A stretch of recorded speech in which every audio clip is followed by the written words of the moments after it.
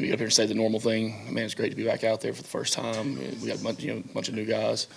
I mean, just master the obvious, right? But no, it was first practice for the 2025 football team. So yeah, it's great to be back out there. We got 31 new guys out there today.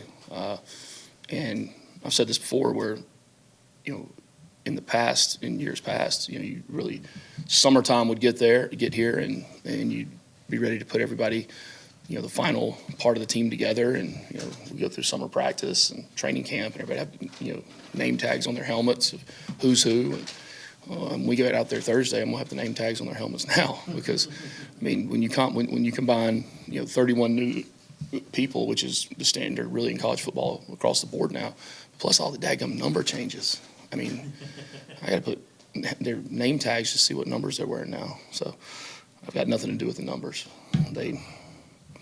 at all, as long as they're eligible, if they have to be eligible. So don't get in that world. But look, let's make no bones about it. What the mission and the goal is for this year, and that's to improve as a football team. All right, in order for us to take that next step, we've got to understand what it is to be consistent in the way we prepare, the way we practice, the effort and the strain that we give, and how we go about just every day having a laser sharp focus on the job we have to get done. You want to chase consistency and avoid complacency. And I asked the team after practice, what's another word for complacency? And there's a lot of them. It's not lazy or tired. Complacency is overconfident. It's ego. It's self-centered. All those words that come out, and that's what happens when people get that frame of mind. I'm not saying that's who we are, but we're going to be very transparent in the way we address things and how we want to prepare for the football season. So we want to be a consistent football team, consistent players. We want to be competitive. We want to love to compete.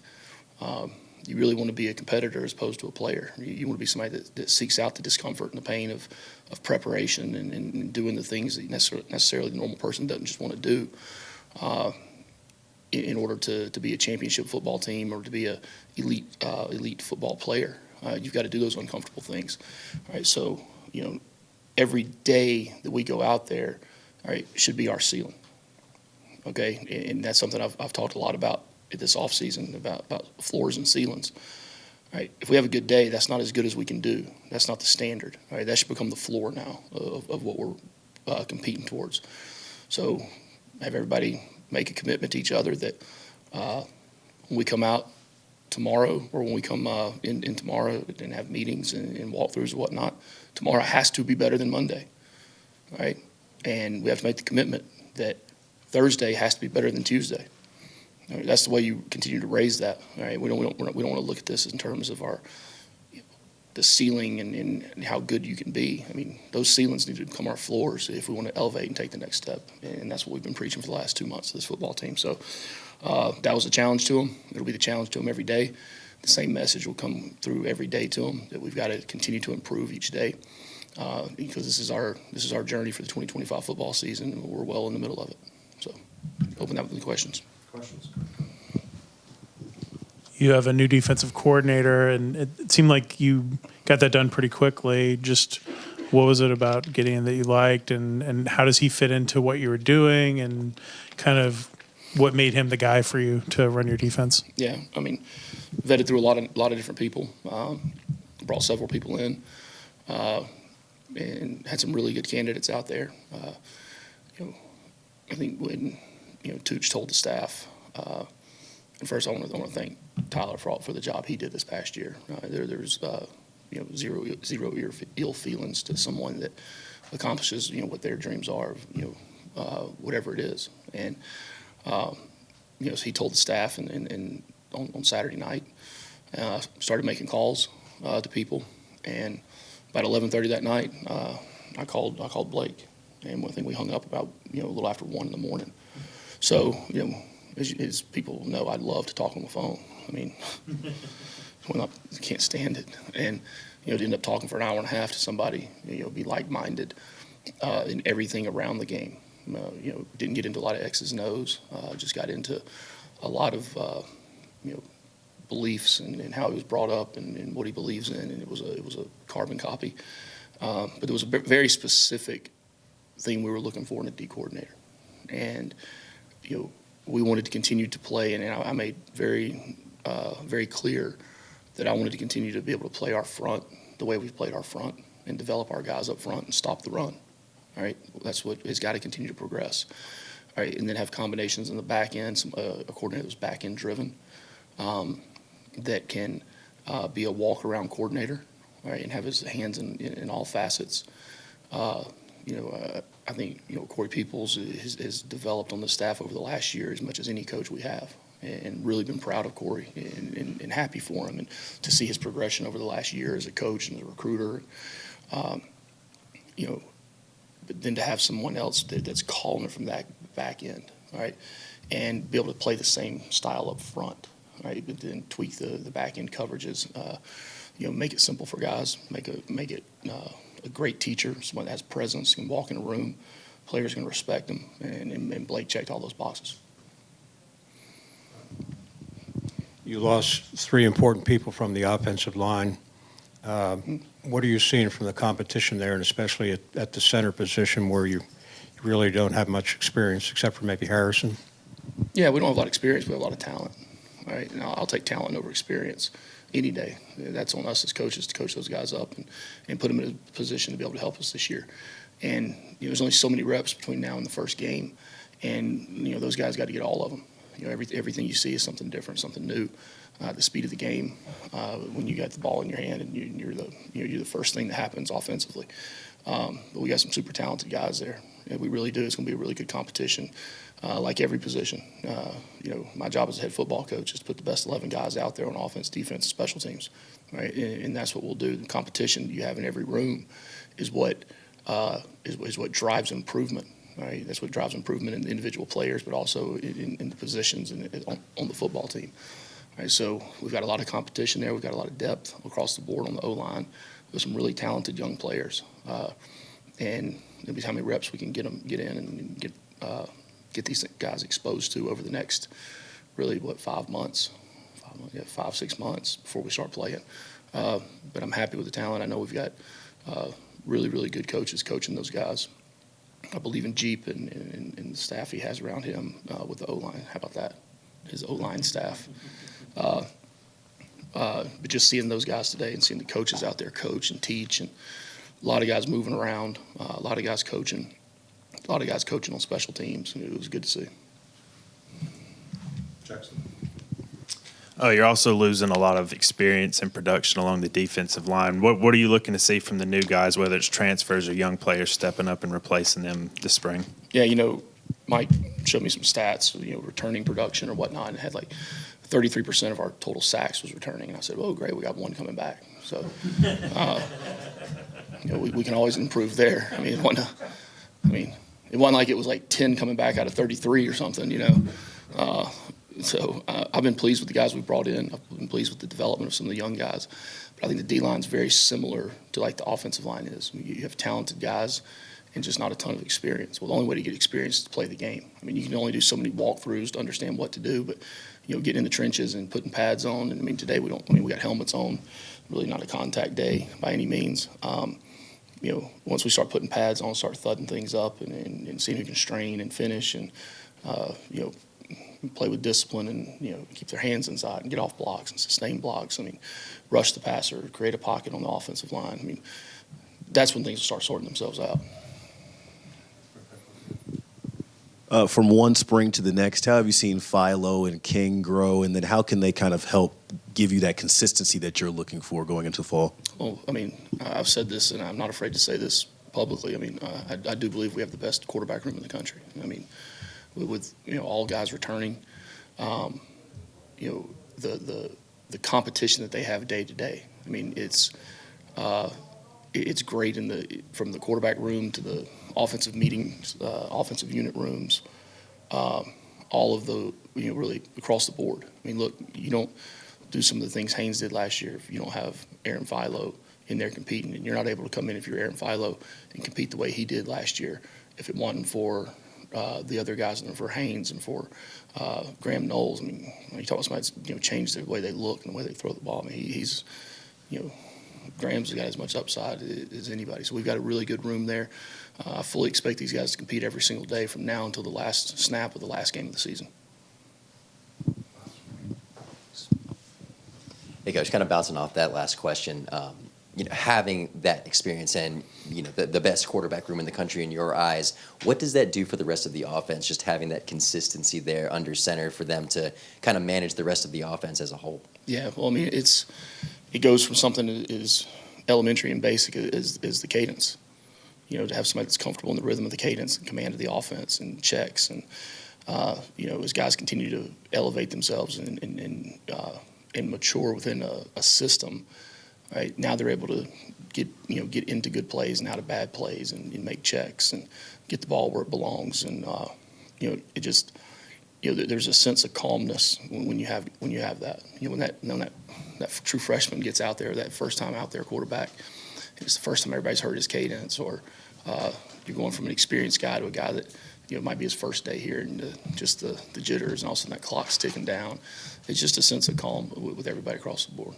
Now, overall, this class was one of the best classes Georgia Tech has had in a while, but seeing guys like Josh Petty, Tay Harris, 2 top 10 recruits that, in regards to Georgia Tech history are really up there right now. What was it like to kind of see those guys out there on the field? I know they're sure very raw compared to a lot of the more experienced guys out there. And history's now, and you're constantly writing history. And I look at those as 2 talented young players that have a true, love of football. They're competitors. And look, you can take all the rankings and media and all those things, and there's not one bit of that shows up in those guys. And you talk about a group of freshmen that work as hard as I've ever seen, and really they check all the boxes. So now look, that doesn't mean every person that comes in that's a great talent is going to play day one. Right? Everyone's got to still develop and be at their own timeline. Right? But I think there's a lot of guys in that freshman class that have a chance to help us this year, whether it be the first game or the 6th game or the 10th game. Do you have any injury updates on guys that might miss the spring? Or I know there's some guys that had injuries in the fall or the season that probably have some carryover through the spring. Tell you what, I'll meet with the trainer today. I'll be ready to answer that next time I'm up. So spring is so fluid with injuries. I mean, there's a lot of guys that have, shoulders done in the 1st of December, and it's a 4 to 6 months. So 4 months you start doing a few things. 6 months you're back full go. So there's some guys out doing partial, some doing 75%, some doing 25%. It's, this is about time to get guys ready to play in the summer. So really injury updates don't mean much of anything at this point, unless somebody's going to be out for the whole season. And right now, we're not looking at that. We're looking at guys being able to come out and, get themselves better. I mean, look, Kyle Rod. I mean, they had shoulder surgery. Happens. 7, 8 guys a year probably on every team have something there, whether it be a knee scope or a labrum, and we'll work those guys in and manage them when they need to be in there. But this time's about developing the depth on your football team. Do you allow yourself to step out there today and think how far you've come since your first spring practice to now? How far the program has come? I didn't. A lot of new people out there, a lot of new faces, a lot of new challenges in front of us. The external challenges are a lot of times more difficult than the internal challenges.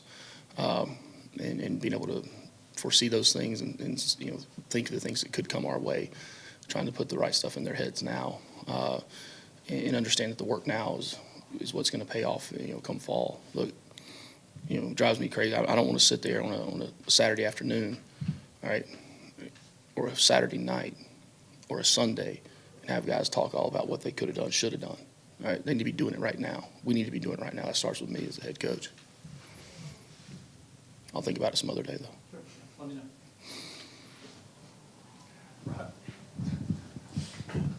Player development is a big part of what you do. What have you seen from Bailey Stockton in his time here and where he is now? Player development. Good. up there? Is it fun?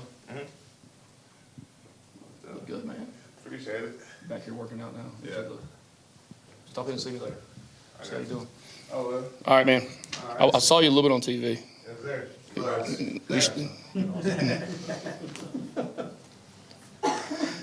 Yeah, that's another thing. I've talked to our guys a lot about that this offseason. I said, think about right now if you were getting ready to, if the NFL draft was in 3 months and you were preparing to go to the combine today, you were preparing for the NFL draft, what would you do different with your body? What would you do different with your, when you're away from here than you did yesterday? Well, this year you put on tape's a lot more important than your 2 months of training you're going to get next year. So let's have that mindset now. It was good to see some of those guys back in town after the combine now. That's something we expect here to continue to happen more and more and more. That's the expectation as we continue to move forward. So what was your question again? Player development, and what have you seen from Bailey Stockton in his time here and where you see him now, as being a big part of the receiver room? Yeah, there's a lot of fun things me and Bailey could talk about personally, but I wouldn't share up here of development with him. He's awesome. I love Bailey. Little slot machine out there.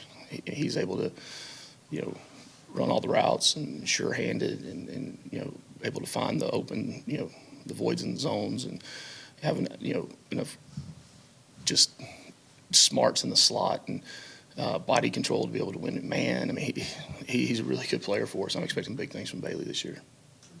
Time for a couple more. Go back here. You added Brian Bohannon to your staff this offseason. What will he bring to y'all in 2025? Another coach.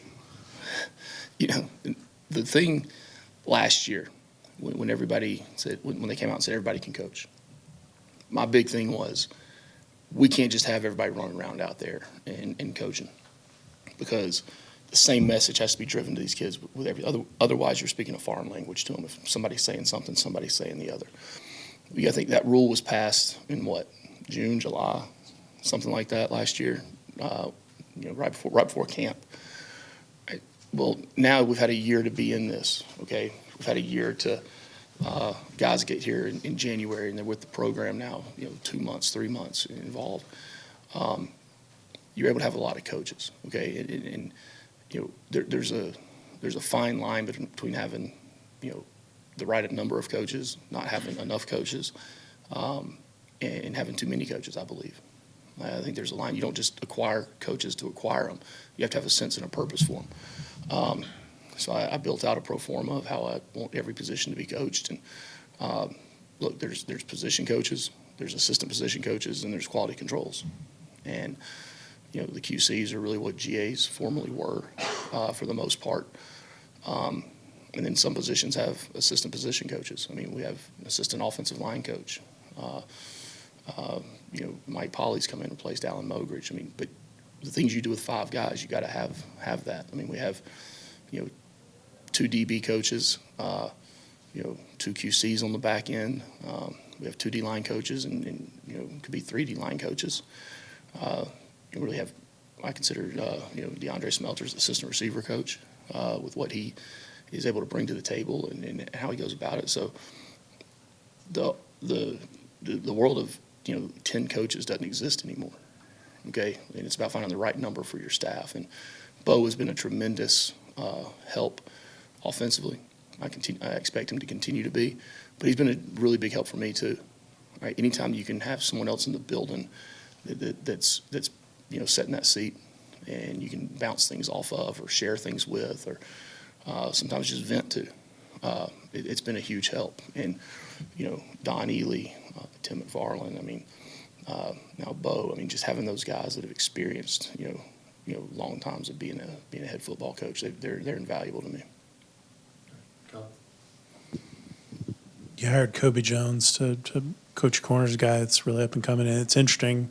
You mentioned Mike Polly and Gideon with Sark and Kobe Jones with Don. And these connections that you have with these guys, Mike Polly with Buster and Jeep, just how does that kind of help to have those connections when you make these hires, to have the interconnectivity where these guys have worked together or been coached or whatever, to trust to bring into your program? Yeah, that's a good question, because there's an old saying, if you've never worked with somebody, or somebody you would, trust your children with, have worked with somebody, don't hire them, because there's the unknowns. And there's, I have a list of so many names of people for every position that you just kind of keep old words, a Rolodex or whatnot, but it's all on iPhones now. But you have those lists. But when you can call somebody that you trust, that you've worked with, that you've been in the battles with, and even people maybe you haven't worked with, but you have a super amount of trust in. Rick Stockstill's one of them. And those guys all kind of came through. Stock, Polly was one of them, and you just really trust when those guys call and tell you something. You believe them, all right, and you stick with it, and it's big. It really is, because if you look at everybody on the staff, there's pretty similar trees everyone's come from. There might be a few offset branches here and there, but everyone's pretty much come from the same type of program structure or program. So when they get here, there's not the go back to square one, explain every single thing to them. You just kind of hit the ground running, and they fall in line with it. So it makes it a lot easier with the transition times. Anything else? All right, thank you, Coach. That's it. All right, appreciate y'all. Go Jackets. Appreciate you.